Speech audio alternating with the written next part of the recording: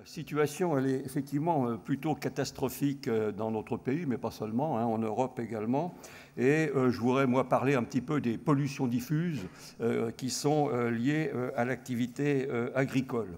Alors, j'ai sous les yeux, vous ne pouvez pas le voir malheureusement pour vous, mais par exemple l'évolution des teneurs en nitrate dans la nappe de Beauce. Alors, la nappe de Beauce, c'est quand même une nappe qui est emblématique, elle est très puissante, il y a beaucoup d'eau, et bien dans la nappe de Beauce, le taux de croissance en nitrate, c'est de l'ordre de 1 mg par litre et par an depuis peut-être 30 ou 40 ans. Donc, on ne peut pas dire que là, les efforts portent leurs fruits, ou même on pourrait dire qu'il n'y a même pas d'efforts. Alors, c'est tellement catastrophique cette affaire que dans la nappe de Beauce et dans l'eau de la nappe de Beauce, eh bien, il y a 1 million de tonnes de nitrate. Alors, évidemment, cette nappe, elle se vidange et une partie de l'eau retourne dans la Loire, bien sûr, principalement, et aussi dans la Seine. Et donc, tout ça, ça va aller alimenter tous les problèmes que l'on a, mais aussi les problèmes de marée verte, par exemple. Donc, pour caractériser la pollution par les nitrates, il y a ce qu'on appelle la directive nitrate, et il y a des cartes, la carte de France de la directive nitrate, et là, on constate quelque chose qui est assez catastrophique dans la mesure où on a une généralisation. Alors, les zones vulnérables à la pollution par les nitrates sont définies à partir du moment où on a quelque chose qui se situe au-dessus de 50 mg par litre de nitrate ou éventuellement entre 40 et 50 avec des évolutions de l'ordre de mg par litre et par an, et puis aussi avec des eaux superficielles qui peuvent être eutrophes du fait de la présence de nitrates. Alors, ces nitrates en question, quand on essaye de caractériser les quantités qui arrivent à la mer, par exemple, et là je vous montre un diagramme qui est extrait d'un rapport du CGEDD à partir des statistiques de l'ancien IFEN, c'est l'évolution du flux d'azote lié au nitrate en océan Atlantique. C'est un travail qui est réalisé dans le cadre de OSPAR.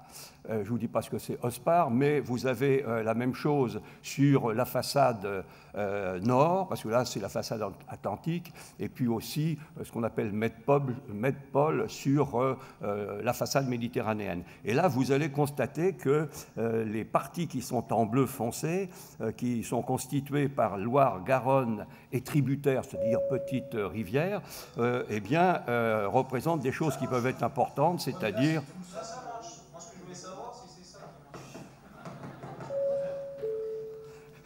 Comment déstabiliser un intervenant? Et donc, vous voyez ces évolutions et surtout le trait qui est en bleu, donc sur la partie haute, ça c'est le débit cumulé représenté en année, en journée par exemple. Si vous multipliez ça par 365, vous aurez la lame d'eau qui aura été écoulée sur la façade atlantique.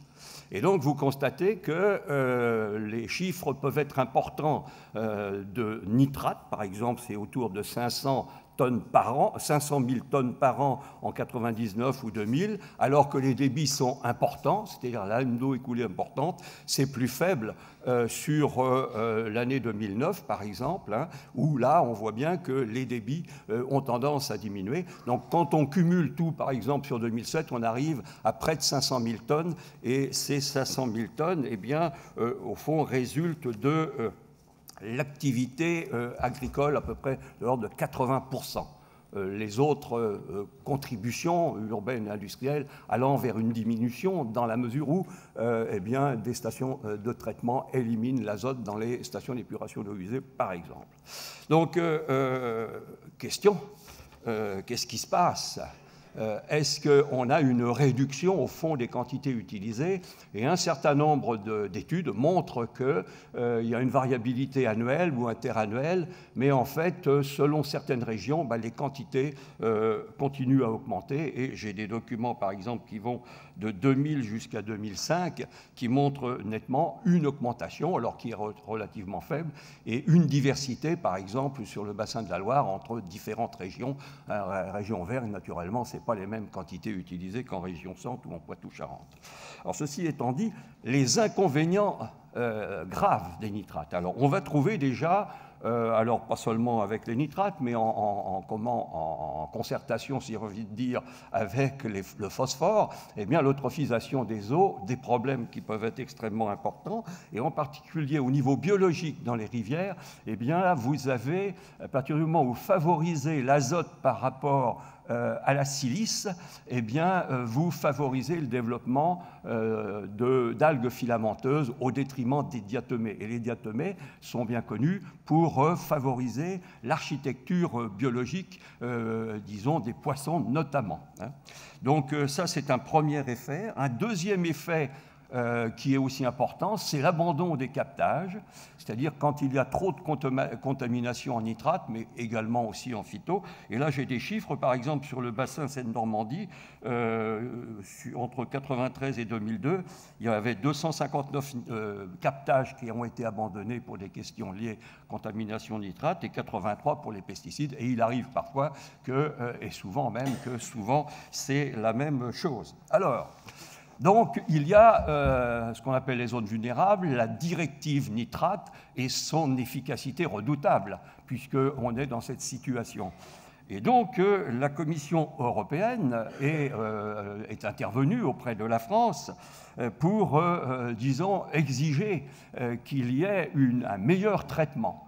Et donc, la France a répondu qu'elle engageait une vaste réforme. Alors, en fait, quand on regarde les programmes d'action nitrate qui ont été développés précédemment, eh bien, on constate que les 5e programmes qui seront régis par cette nouvelle directive ou ce nouveau arrêté, ça va ressembler fortement à ce qui s'est fait jusqu'à maintenant, et on peut tabler sur une inefficacité et donc sur une situation qui va perdurer.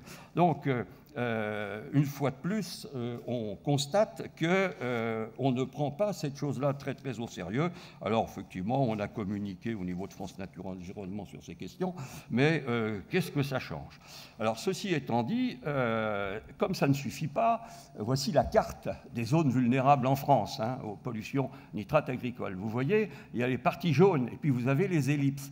Eh bien, la Commission européenne nous interpelle sur le fait qu'un certain nombre de zones en France n'ont pas été inscrites zones vulnérables. Alors, par exemple, je connais, moi, une zone assez bien qui est la zone située à cheval sur le bassin Adour-Garonne et sur le bassin Seine-Normandie, où là, vous voyez maintenant dans les champs, dans l'herbe cultivée, eh bien, vous voyez des dépôts d'engrais qui peuvent faire jusqu'à 30 ou 40 tonnes. Donc, on a un glissement, et ce glissement, en fait, n'a pas échappé à la Commission européenne, qui demande à la France de réexaminer tout ça.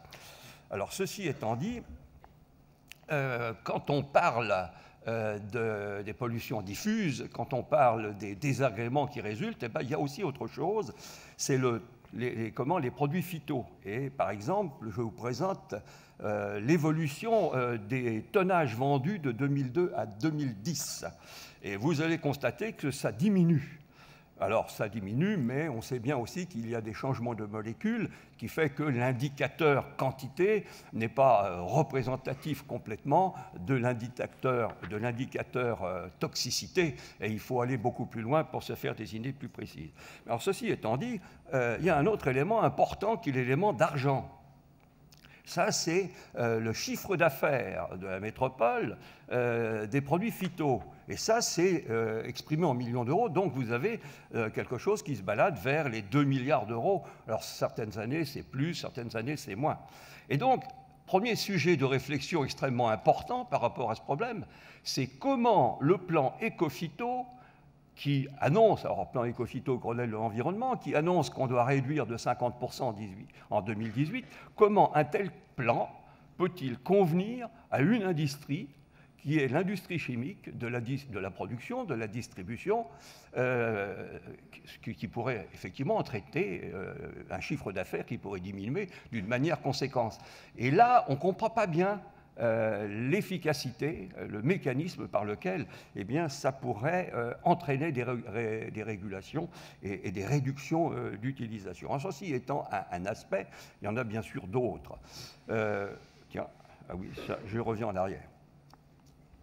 Donc, ça, c'est une premier élément de réflexion sur l'aspect économique, sur les filières installées et sur les raisons qu'ont un certain nombre d'acteurs de continuer à, si vous voulez, à développer ces questions. Et donc, sur les nitrates, on a exploré en Loire-Bretagne cette question et on s'est posé la question suivante.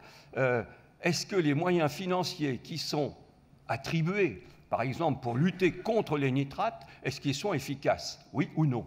Et alors la réponse est apportée dans un document que vous pouvez aller consulter sur le site de l'Agence de l'eau Loire-Bretagne, un document d'évaluation qui montre que, en fait, comme pour visiblement les phytos, eh bien, les nitrates, quand on finance des postes d'animation pour dire d'aller mettre moins de nitrates dans les sols, eh bien, les prescripteurs ont, eux, un discours différent. En d'autres termes, d'un côté, vous avez la morale qui dit, et le bon sens qui dit qu'il faut en mettre beaucoup moins, et puis de l'autre côté, vous avez les règles de la vente, du business, du commerce, et même de la promotion personnelle d'un certain nombre de personnes, dont c'est le métier, qui dit qu'il faut en mettre le plus possible. Donc ça, c'est aussi un élément qui est extrêmement important dans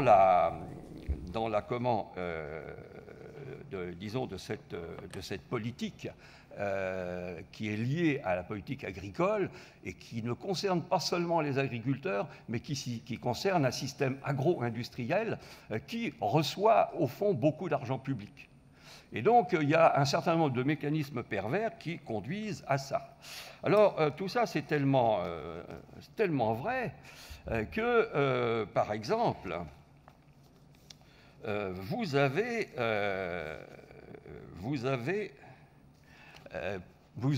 la construction de retenues de substitution.